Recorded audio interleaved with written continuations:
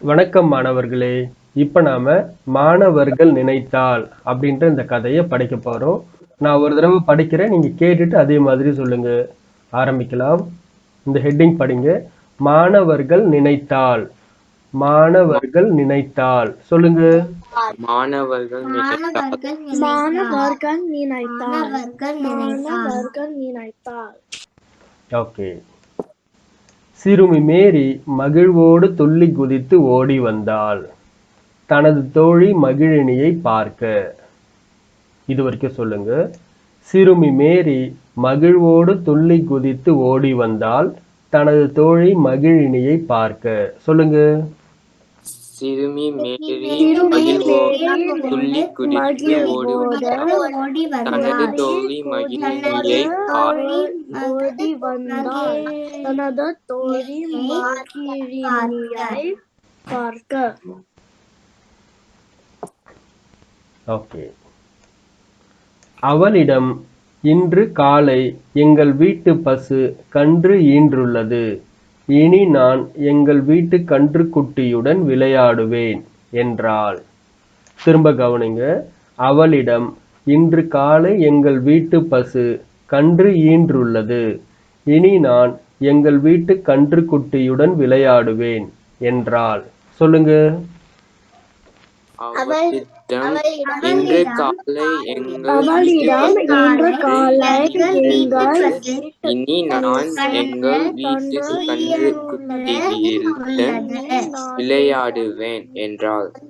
இனி நான் எங்கள் வீட்டு கன்றுக்குட்டியுடன் விளையாடுவேன் என்றாள். ஓகே. அடுத்தது. அதை கேட்ட மகிழினி, என்னையும் விளையாட்டில் சேர்த்துக்கொள் என்றாள். சொல்லுங்க. அதை கேட்ட மகிழினி என்னையும் விளையாட்டில்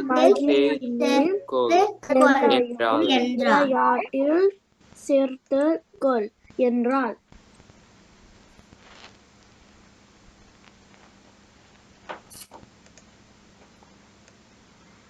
அப்போது மேரியின் வீட்டு மாட்டு தொழுவத்தில் ஒரே கும்பல். இது வரைக்கும். அப்போது மேரியின் வீட்டு மாட்டு தொழுவத்தில் ஒரே கும்பல். சொல்லுங்க. அப்போது மேரியின் வீட்டு மாட்டு தொழுவத்தில் ஒரே கும்பல். ஓடிச் சென்று பார்த்தனர் அவர்கள். கண்ட காட்சி கல் நெஞ்சையும் கசிந்துருக செய்வதாக இருந்தது. இது வரைக்கும். ஓடிச் சென்று பார்த்தனர் அவர்கள் கண்ட காட்சி கல் நெஞ்சையும் கசிந்துருக செய்வதாக இருந்தது. சொல்லுங்க.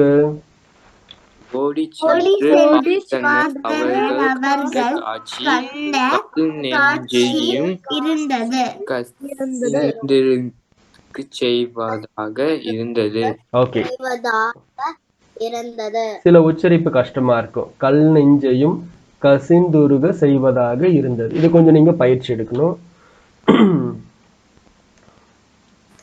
கன்றை ஈன்ற பசு தனது கழிவினை வெளியே தள்ள முடியாமல் இறந்து போயிருந்தது.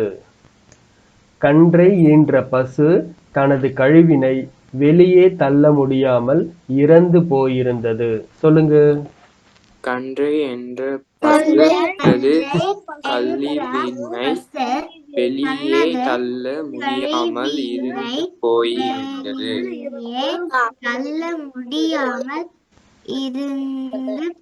போயிருந்தது. ஓகே. பாதி வெளிவந்திருந்த கழிவில் நிறைய நெகிழி குப்பைகள் காணப்பட்டன. இந்த இடத்துல நெகிழி குப்பைனா இந்த பிளாஸ்டிக் வேஸ்டேஜ். பாதி வெளிவந்திருந்த கழிவில் நிறைய நெகிழி குப்பைகள் காணப்பட்டன. சொல்லுங்க. பாதி வெளிவந்திருந்த கழிவில் நிறைய நெகிழி குப்பைகள் காணப்பட்டன.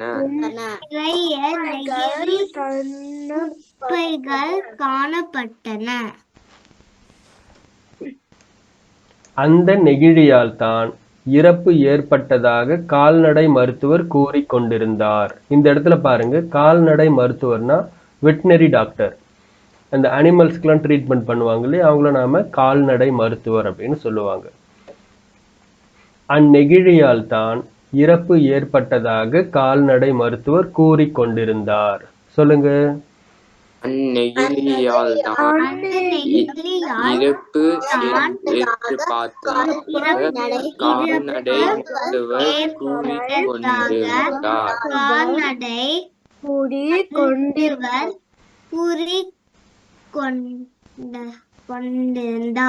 ஓகே. அடுத்தது, வேதனையுடன் பள்ளிக்கு சென்றனர் மேரியும் மகிழினியும். வேதனையுடன் பள்ளிக்கு சென்றனர் மேரியும் மகிழினியும். சொல்லுங்க. வேதனையுடன் பள்ளிக்கு சென்றனர் மேரியும்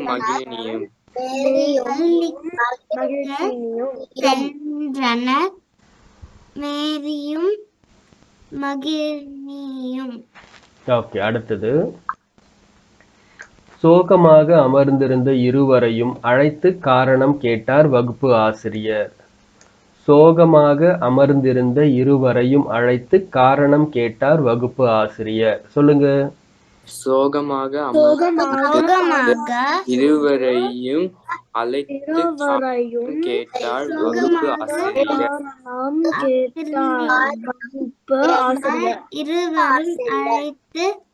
காரணம் கேட்டார் வகுப்பு ஆசிரியர். ஓகே. ஏன்னா மாடு இறந்து போச்சுன்னு 2 பேரும் ரொம்ப சோகமா இருக்காங்க. கிளாஸ் டீச்சர், வகுப்பு ஆசிரியர்னா கிளாஸ் டீச்சர் கூப்பிட்டு, ஏன் நீங்க 2 பேரும் ரொம்ப சேடா இருக்கீங்க, சோகமா இருக்கீங்கன்னு கேக்குறாங்க. பிறகு நெகிழிகளை பயன்படுத்துவதால் பல தீமைகள் ஏற்படுகின்றன. இது வரைக்கும் சொல்லுங்க. பிறகு நெகிழிகளை பயன்படுத்துவதால் பல தீமைகள் ஏற்படுகின்றன. சொல்லுங்க. பிறகு நெகிழிகளை பயன்படுத்துவதால் பல தீமைகள் ஏற்படுகின்றன. ஓகே. மட்காத இந்த குப்பைகளால் சாக்கடைகளில் நீர் தேங்கி துர்நாற்றம் வீசுவதோடு, துர்நாற்றம்னா பேட் ஸ்மெல், துர்நாற்றம் வீசுவதோடு ஈ மற்றும் கொசுக்கள் உற்பத்தியாகி நோய் பரவுகிறது. இது வரைக்கும். மட்காத இந்த குப்பைகளால் சாக்கடைகளில் நீர் தேங்கி துர்நாற்றம் வீசுவதோடு ஈ மற்றும் கொசுக்கள் உற்பத்தியாகி நோய் பரவுகிறது. சொல்லுங்க. மட்காத இந்த குப்பைகளில்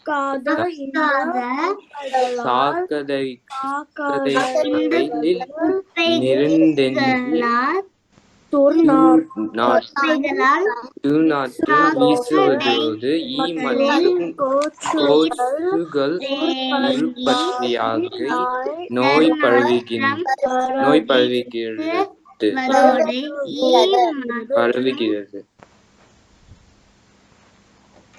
கொசுக்கள் உற்பத்தியாகி நோய் பரவுகிறது. ஓகே. நெகிழி குப்பைகளை எரிப்பதால் ஓசோன் படலம் பாதிப்படைகிறது. நெகிழி குப்பைகளை எரிப்பதால், எரிக்கிறதுனா பர்ன் பண்றது, ஃபயர் பண்றது, ஓசோன் படலம் பாதிப்படைகிறது. சொல்லுங்க. நெகிழி குப்பைகளை எரிப்பதால் ஓசோன் படலம் பாதிப்படைகிறது.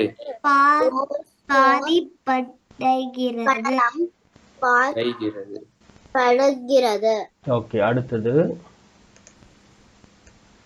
இதனால் சூரியனின் புற ஊதா கதிர்கள் நேரடியாக நம்மை தாக்குகிறது. இதனால் சூரியனின் புற ஊதா கதிர்கள் நேரடியாக நம்மை தாக்குகிறது. சொல்லுங்க. இதனால் சூரியனின் புற ஊதா கதிர்கள் நேரடியாக நம்மை தாக்குகிறது. நேரடியாக நம்மை தாக்குகிறது. இந்த ஓசோன் லேயர் அஃபெக்ட் ஆனா என்ன ஆகும்? சன்ல இருந்து வரக்கூடிய அந்த லைட் டைரக்டா நம்ம கிட்ட வரும்போது அந்த இன்ஃப்ராரெட் ரெயின் சொல்லுவாங்க இல்லைங்களா, புற ஊதா கதிர்கள்லாம் நம்மள தாக்கும் அப்படின்றது சொல்றாங்க.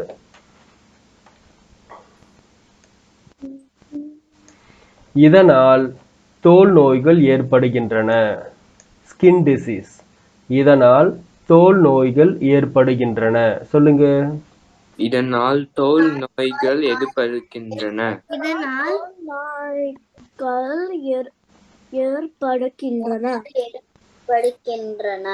ஓகே. அந்த பிளாஸ்டிக்கை நம்மளால என்ன பண்ண முடியாது? யூஸ் பண்ணிட்டோம்னா அது திரும்ப மக்குறது ரொம்ப நாள் ஆகும். அதை எரிக்கவும் முடியாது. அது பூமியிலே இருந்துச்சுனாலும் நிறைய பிரச்சனைகளை உண்டு பண்ணும் அப்படின்னு அவரு எக்ஸ்பிளைன் பண்றாரு. இது பற்றி பேசிக் கொண்டிருப்பதை விட்டுவிட்டு செயலில் இறங்குவோம் என்றார். இது பற்றி பேசிக் கொண்டிருப்பதை விட்டுவிட்டு செயலில் இறங்குவோம் என்றார். சொல்லுங்க. இது பற்றி பேசிக் கொண்டிருப்பதை செயலில் இறங்குவோம் என்றார்.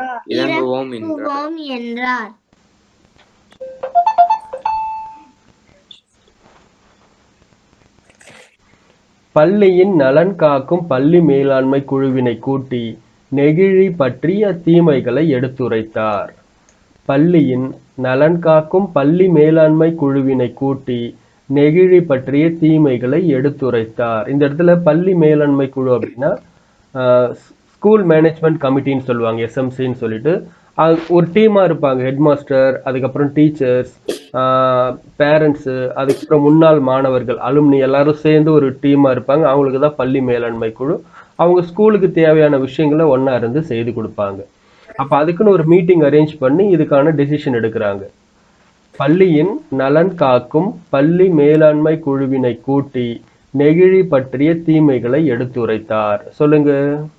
பள்ளியின் நலன் காக்கும் பள்ளி மேலாண்மை குழுவினை கூட்டி நெகிழி பற்றிய தீமைகளை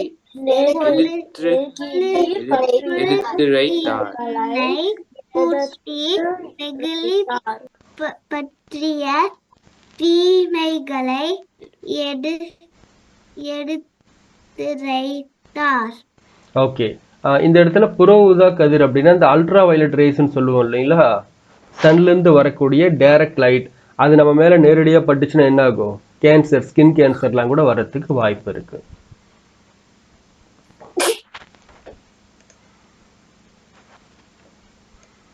ஓகே, அடுத்தது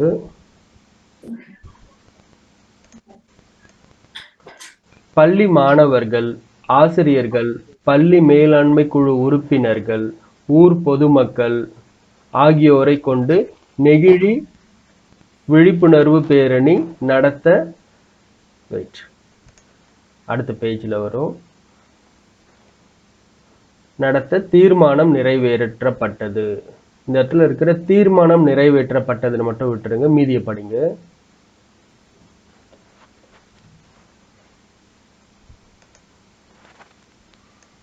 இது வரைக்கும் பள்ளி மாணவர்கள், ஆசிரியர்கள், பள்ளி மேலாண்மை குழு உறுப்பினர்கள், ஊர் பொதுமக்கள் ஆகியோரை கொண்டு நெகிழி விழிப்புணர்வு பேரணி நடத்த, இது வரைக்கும் சொல்லுங்க. பள்ளி மாணவர்கள், ஆசிரியர்கள், பள்ளி மேலாண்மை குழு உறுப்பினர்கள், பொதுமக்கள் ஆகியோரை கொண்டு நெகிழி விழிப்புணர்வு பேரணி நடத்த. ஓகே, விழிப்புணர்வு அப்படின்னா ஒரு அவேர்னஸ் ப்ரோக்ராம் ஒன்று கண்டக்ட் பண்ணலாம் அப்படின்னு ஒரு முடிவு எடுக்கிறாங்க.